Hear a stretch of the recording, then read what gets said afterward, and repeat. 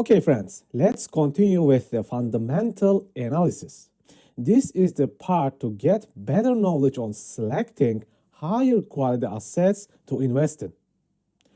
From part 1 to part 6, we will discuss the stocks because stocks suit the best to use fundamental analysis.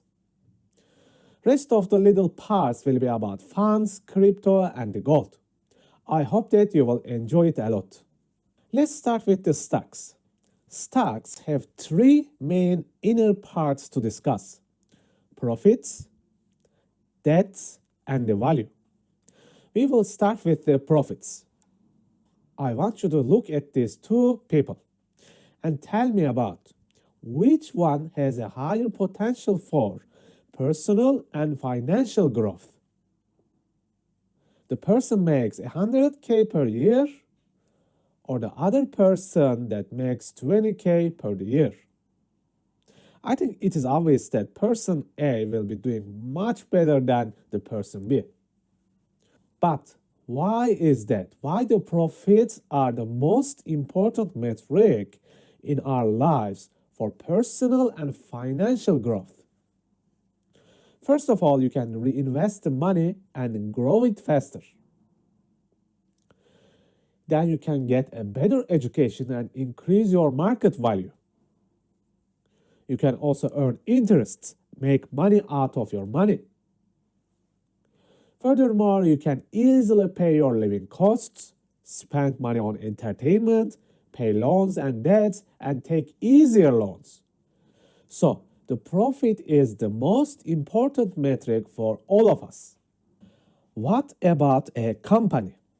A company is not much different than a person. Always think of a person and company together. It will make you understand things much better. A company can use the profits to reinvest in their business, like opening new stores. See the Apple or McDonald's. Why do they keep opening new stores?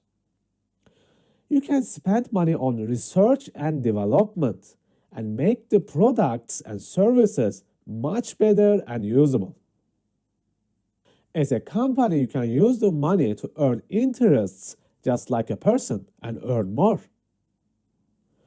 Profits mean you can pay your employees well on the time. You can pay all the costs from all operations so the businesses will go on. You can keep paying your debt and take new loans much easier with a great credit score. So, basically, a company with steady and growing profits will generally do great. And statistics show that share price of a stock with great profits increases a lot faster compared to the others. The most important secret of the growth is if you have the profits, you can keep reinvesting the profits on the company business so it will grow even faster. This will create a compound effect. And here is the golden question. How in the world we will know that if a company makes great profits? We will look into the financial ratios of the companies. These are EBITDA margin, ROIC, ROE, ROA, OPM, GPM, and the OCF. Now explaining them one by one is very hard and complicated. For now, all you need to know is these are all financial ratios about profits. All comes from financial reports that are released by the companies. So, all these ratios here tell me that if the company makes profit or not. I have especially two favorite ratios here, EBITDA margin and the ROIC. Why these two are very special for me? Because they show me the profits made from the main core business from the operations. Rest of the profit ratios have more broader terms like profits come from selling the company assets, earning interest rates, renting properties, and so on. My general rule of thumb, I want the ratios to be over 10% most of the time, or at least some positive numbers. Please stop the video and read the details if you wish. Now there are tens, hundreds more ratios, but these 7 profit-based stock ratios, the ones I look for the most, because they tell me almost everything I need to know about the company's profitability. Again, learning these ratios can be really troublesome. All you need to know is this: I am looking for a company to invest in. I need them to have stable or increasing profits over the years. And these ratios help me a lot to find them. At the bottom of the PDF documents, I also created a little note section with examples. You can read it if you wish and enhance your knowledge about these ratios. So, what do? I look at the financial ratios over the last 3 years. If the company profits are decreasing constantly, it means that there's something wrong with the company, in my opinion. Their products or services are not as appealing as they used to be. Something is wrong, in my opinion.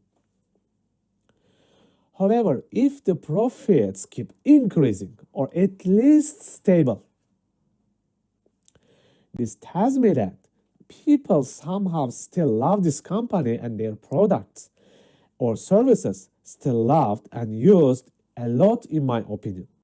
How to read these reports? In most countries, companies legally need to release a financial report every quarter, which is every 3 months, and the 1 year annual reports.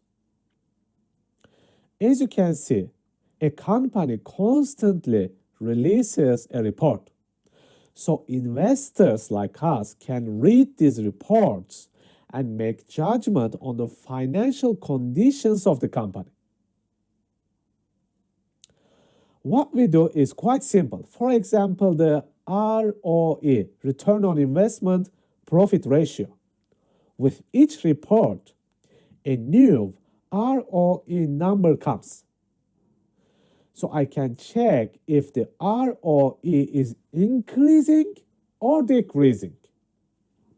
Is the company selling more products or services and making more profit, or vice versa, the exact opposite? Very, very simple analysis. I check these 7 profitable ratios. If they go higher or lower, are they generally over 10% or not? That's it.